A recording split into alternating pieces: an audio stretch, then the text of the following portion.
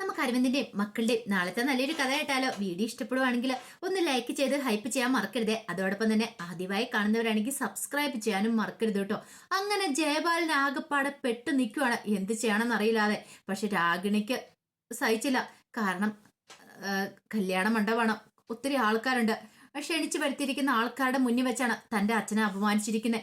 അങ്ങനെ ജയപാലിന്റെ കൈ പിടിച്ചിട്ട് രാഗിണി പറഞ്ഞു, അച്ഛാ ഇവർക്ക് എന്താന്ന് വെച്ചാൽ ഇട്ട് കൊടുക്കച്ചാ, ഈ ചിറ്റിപ്പട്ടികൾക്ക് ബിസ്ക്കറ്റ് ഇട്ട് കൊടുക്കുന്ന പോലെ എന്ന് പറഞ്ഞു. അത് പറഞ്ഞു കേട്ട് കഴിഞ്ഞപ്പോഴത്തേനും ഭ്രാന്തി പിടിക്കുന്ന പോലെ തോന്നി ശാരദയ്ക്കും മക്കൾക്കും. അവരെല്ലാം ഒരേപോലെയാണ് അവരുടെ നേർക്ക് കൈ ചൂണ്ടുന്നത്. കാവേരി അങ്ങോട്ട് വന്നിട്ട് പറഞ്ഞു, ഹെടി നിന്റെ അച്ഛന്റെ എച്ചിൽ തിന്നാൻ വന്നൊന്നുമല്ല ഞാന്. എന്റെ അച്ഛന്റെ എച്ചിൽ തിന്നാൻ നീയും നിന്റെ അച്ഛനും ഒക്കെ ചേർന്നിട്ടാ എന്റെ അച്ഛന്റെ വേർപ്പിന് ബലപാടി ഇപ്പൊ നീ ഉടുത്തൊരുങ്ങി ഇവിടെ നിൽക്കുന്നത്. അത് കേട്ടതിന് രാഗിണിക്ക് അടി കിട്ടി വിലയപ്പേ. ചോദിച്ചു നോക്ക് നിന്റെ അച്ഛനോട്, എന്റെ അച്ഛന് കഷ്ടപ്പെട്ട ആ മണരാരണത്തിൽ കിടന്ന് അധ്വാനിച്ചുണ്ടാക്കി എത്ര രൂപ അടിച്ചു മാറ്റിയിട്ടുണ്ടെന്ന്. എന്റെ അച്ഛന്റെ മരണശേഷവും പണം അടിച്ചു മാറ്റിയതാ ഈ നിൽക്കുന്ന ജയപാലന്.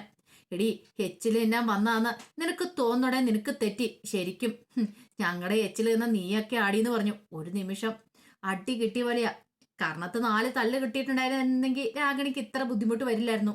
രാഗിണി ജയപാലിനെ രൂക്ഷമായിട്ട് നോക്കുകയാണ്. പിന്നെ ഇപ്പൊ നീ പറഞ്ഞല്ലോ ഞങ്ങളുടെ നേരെ കൈ ഉയർത്തിയല്ലോ, അത് ഞങ്ങളുടെ നേരെയല്ല, നീ നിന്റെ അച്ഛന് നേരെ കൈ ഉയർത്തിടി. ജയപാലന് നേരെ കൈ ഉയർത്തി ചോദിക്കുക.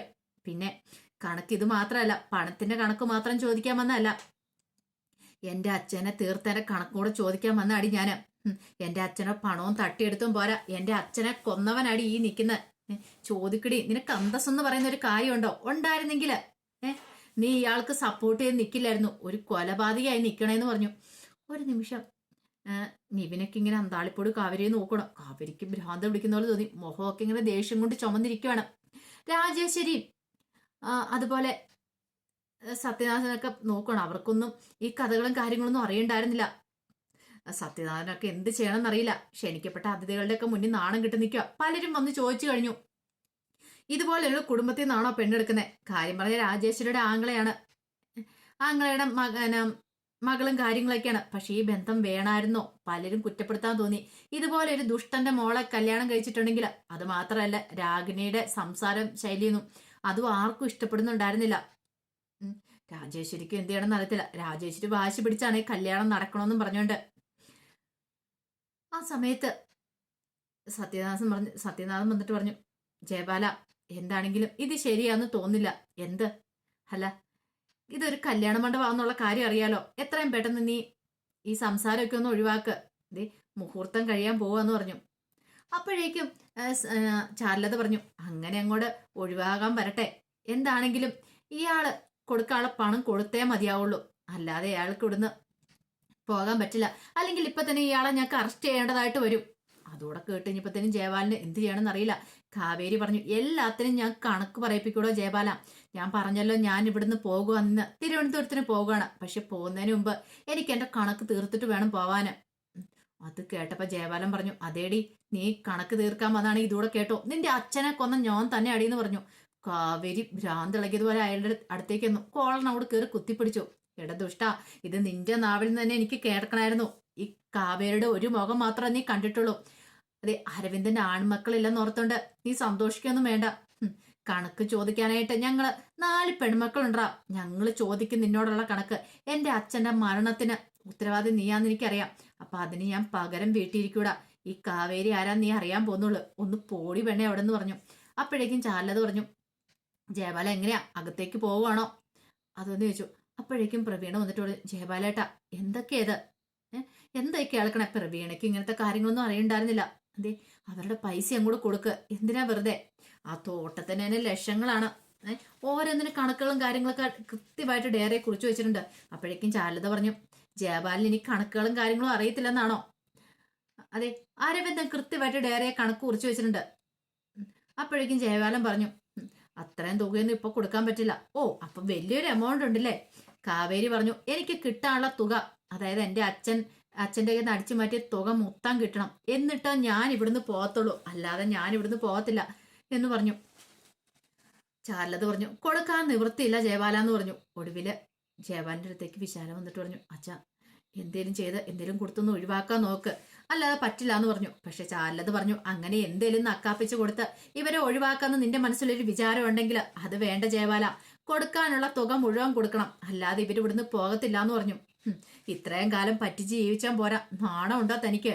അതും പോരാഞ്ഞിട്ട് തെളിവ് കൊടുക്കാൻ വന്ന ആൾക്കാരെ ഗുണ്ടകളെ വിട്ട് തല്ലിക്കുക, എന്തൊക്കെ നെറുകേടുകൾ അതാ കാണിച്ചെന്ന് ചോദിച്ചു.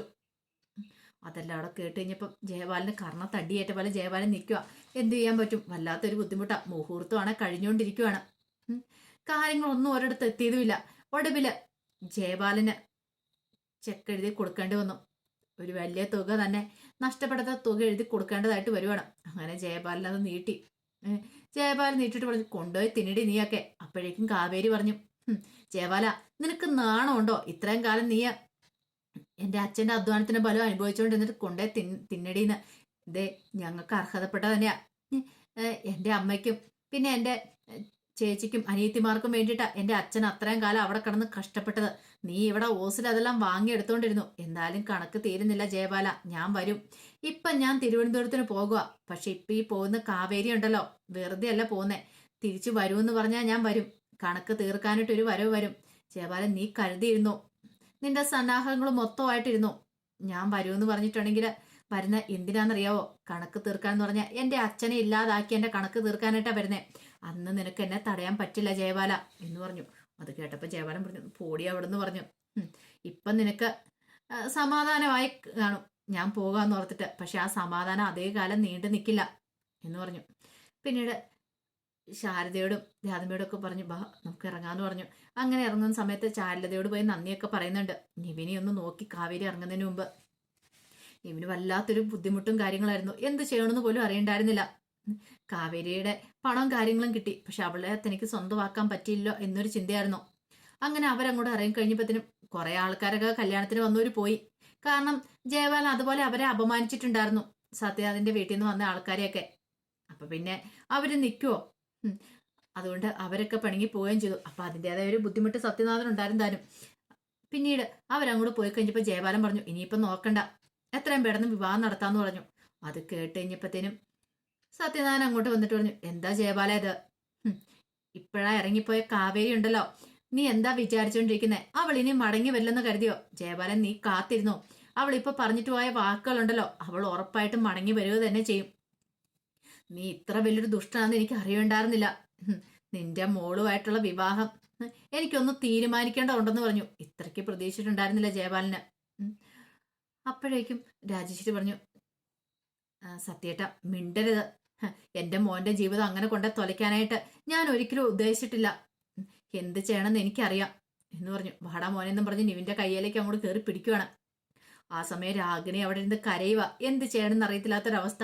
മുഹൂർത്തം കാര്യങ്ങളൊക്കെ തെറ്റിയിട്ടുണ്ടായിരുന്നു. നിവിന്റെ വിവാഹം അങ്ങനെ മുടങ്ങുവാണ്. ജയപാലനിട്ട് ഇതിൽ പലരും അടി കിട്ടാനില്ല. തന്റെ അനുജത്തിമാരെ അമ്മയെല്ലാം ചേർത്ത് പിടിച്ചിട്ട് ഒടുവിൽ കാവേരി അവിടുന്ന് തിരുവനന്തപുരത്തിന് പോവുകയാണ്. ഇനിയാണ് നമ്മൾ കഥ കാണാനായിട്ട് പോകുന്നത്. കാവേരി വെറുതെ പോക്കല്ല പോകുന്നത്. കാവേരി ചെന്ന് പെടുന്ന നരന്റെ അടുത്തേക്കാണ്. അവൻ വെറുതെ ഇരിക്കില്ല. കാവേരിക്ക് വേണ്ടിയിട്ട് അവൻ വരും പ്രതികാരം ചെയ്യാനായിട്ട് ജയപാലനോട്.